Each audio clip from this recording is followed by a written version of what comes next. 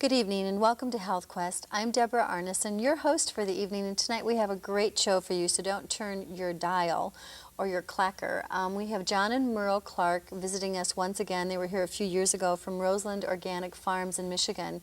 And John and Merle are just basically pioneers in the world of the USDA, the FDA, and organic changes for all of us consumers who are trying to consume safe and healthful foods. We're going to be talking tonight about the USDA standards and the second proposal that went forth. Many people are out there, I'm sure, believe that we've won a big, coup here in the fact that we had some of these standards change, but the first proposal that went forth to the USDA, I believe it was, last year, was shot down in the sense that no longer can they use sludge, which is sewage waste, to fertilize organic food. They can no longer irradiate our food, which is radiation on organic products, and if they are irradiated, they cannot be called organic, and they cannot use genetic engineering on organic foods. And everyone thinks that's the end of it, but it's not. There's a lot more that we need to know about regarding the proposals, of which John was just telling me are 600 pages long, regarding the true essence of what organic should or shouldn't be. And this is not just about, fighting a battle in Washington. This is about safety measures. This is about health for you and your children and your family. So we once again want to thank both of them, I do, from the bottom of my heart, for being so instrumental in creating a safe haven in our food chain for us. So without these two folks who have fought a long, hardy, tough battle, we wouldn't be where we are today. So John and Merle, thank you so much for There's being other here. people helping. I know there are, but you're my contact, so I thank Right. you. So tell us right now about the new proposal. What is it about the new proposal, besides those three issues we just discussed, that are still not up to snuff, in your opinion, John? Well, the original proposal in December of '97 contained at least 105 instances of direct violation of the Organic Food Production Act, which was quite a nice statute that was passed in 1990 by Congress.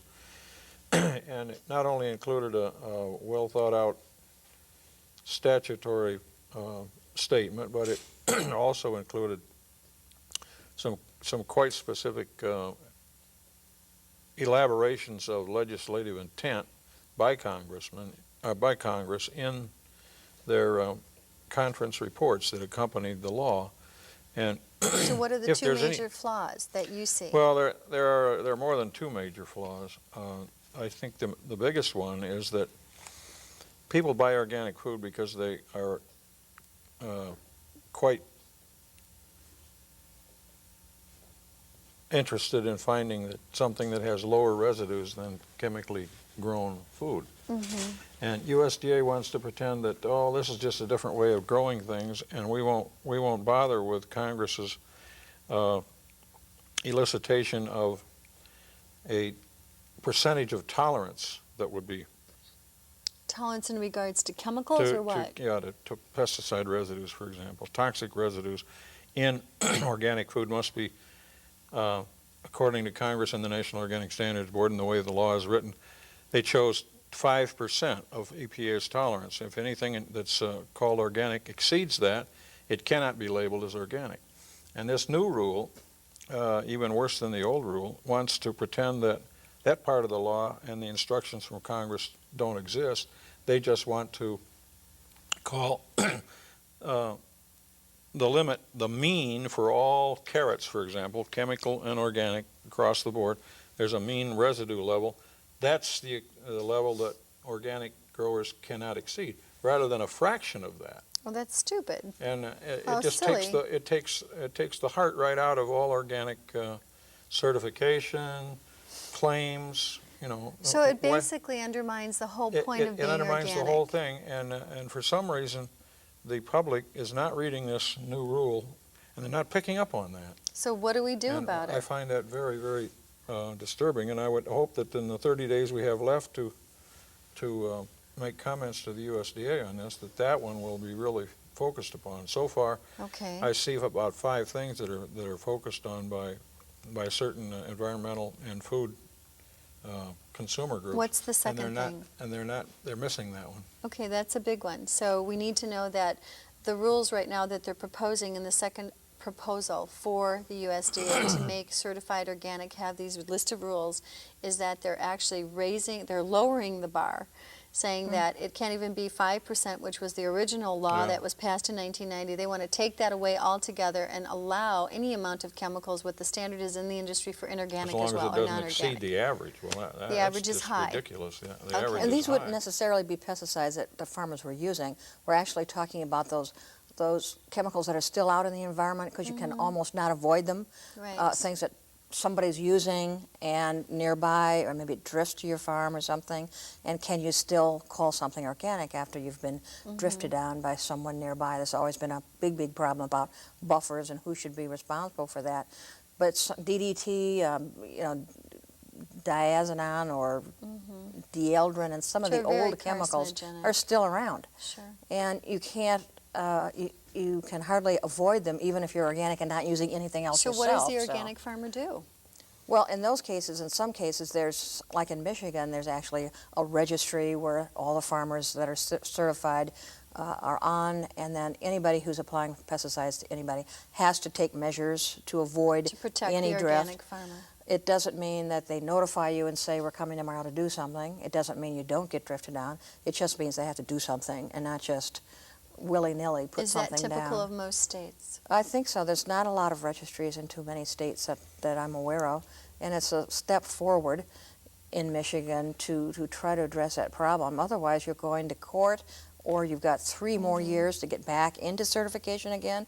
You've lost your customers. I mean, your economic base is almost lost. Let's focus quickly if we can, because we run out of time really fast here. What are the other 4 points that you find very concerning? Well, So consumers can do something here. let me focus on that one, I guess. Again, the corollary of that is that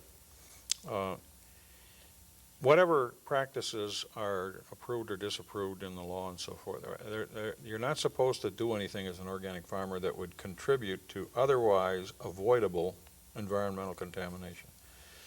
So the fact that there's pesticides in rain, that would be something that USDA and EPA and the land grant university should be studying to try to determine what is this background level for various areas of the country. And if you, like, for example, there's a lot of organic farmers seem to think they can't grow anything without borrowing the manure from a chemical farm. And we think this is dead wrong, composted or not. The residues are there, and they are going to contribute to otherwise avoidable levels of residual environmental contamination. So they have this unavoidable residual environmental contamination called UREC for short, that USDA just essentially wants to ignore. They don't want to try to establish that. In other words, the way the rule is written, you could essentially go buy a toxic waste dump, put some topsoil on it, and go ahead and grow organic food on it after 3 years. Oh, that's pretty pathetic. And I without residue testing and residue limits, USDA tries to pretend that this is only about practices and it's not about residue level. We know the nature of the beast is to take full advantage of whatever the rule may be anyway. So I think the standards need to definitely be very structured and quite strict because people are going to abuse them anyway. And when it comes to money, making money, people will do many unscrupulous things. Okay, we've seen that over and over again. It happens everywhere. So that's number 2. What's number 3? One of the things we really want to look at, too, is the continual clamoring that processors have to continue to use synthetic additives in otherwise organic labeled 95 to 100%, top of the drawer. What's the rule on organic. that right now, Merle? Right now, there's a whole list of synthetic materials, of which I have sheets here, that can be added. And what they have done, the law was written to such a degree that in a separate category of organic called made with organic peas and carrots, something like that, you can actually use these additives, but not in the 95 to 100%. This is the area that's set aside for the best organic, that people can be assured that they're not going to get some reaction to MSG or some autolyzed yeast or some other kind of synthetic that should have no business being in an organic product. And it's not even a category of substances that has any that's even allowed in the law. It just doesn't even exist. It's not But reviewable, in other the words. processors are the heavy lobbyists. They're the big people. They're just like it is on the conventional. You know, the Right. processors have all the funds and the lobby and the trade associations, and the farmers don't. And the consumer is going to get kind of hoodwinked by this, because I'm sure they're going to have a sense that these, and some of them won't appear on the label. There's like a processing material that doesn't apparently or supposedly touch the product. The label laws are very slippery. They're very slippery, and consumers are getting things that they're not even aware of. I mean, I'm sure there are products in product. I try not to buy anything unless it's live and fresh, and the straight grain myself, you know. The law was written in a way that was to avoid any sort of deceptive labeling. If you called organic soup, it had to be 100% organic, and there was no allowance for any synthetics. When was that? If you put the original law, that's the way it reads. In 1990? 1990. If you add 0.5% citric acid, which is probably a benign enough synthetic, they're all synthetic. There's no such thing as A natural synthetic. citric acid that's not Man-made. synthetically derived or synthetically extracted. There's no such thing. So if there's citric acid in there, this is not to be called organic ketchup. It's got to be ketchup made from organic tomatoes, organic vinegar. Or no, With citric acid. They substitute the citric acid for the vinegar. It's possible to make 100% organic ketchup, but it costs a little more, and that's why these companies want to try to slip the citric acid in there and pretend that you have a 100% organic product. We're not saying that you have to take that product off the, and Congress isn't either. You don't have to take that product off the market. You just have to label it. But it needs to be labeled, It depends right. on how you use the word organic on the main display panel. That's Right. all this is about. And they've wasted years and years and years of a National Organic Standards Board time in arguing about this, when Congress settled the argument from day one and said, look, So we're not going to why have an is it argument about back- this. We're going to label it two different ways. Why is it back on the platter? I think they're just getting real pressure from larger The food industry. corporations. Yeah. And some of them are joining conventional operations. You know, they're doing joint buyouts and stuff like that. So I think it's a take-home message on that one. It's to just tell USDA, and we hopefully will have an address or something that people can get, that no synthetics in certified organic Okay, products. That's number 3. What's number 4? Another one is that pesticides, synthetic materials are still allowed actually in organic production, not processing, but production. I mean, And so if there's- a company produces or cans or packages foods that are natural or that are non-organic, and then a company comes along and has their food, organic foods package, we have pesticide residues from the first batch that was processed. Well, possibly, but I think there's been what they've called natural pesticides, which are still toxic and have usually synthetic inert ingredients. And this has been a huge, huge thing, because people always thought in the past that inert actually meant inert, didn't do anything, it just sat there and filled up the can with something benign. Well, in fact, there are a whole long list of materials that EPA either hasn't carefully reviewed at all, or it's just sort of sitting there, and they're reviewing the ones that are used a lot, for instance, on corn and soybeans, but stuff on tomatoes is called like a minor crop. Well, we'll let those go till later, because, and here they are talking about fruits and vegetables. Let's all eat more of that, and yet they haven't well looked at the materials that are allowing on them.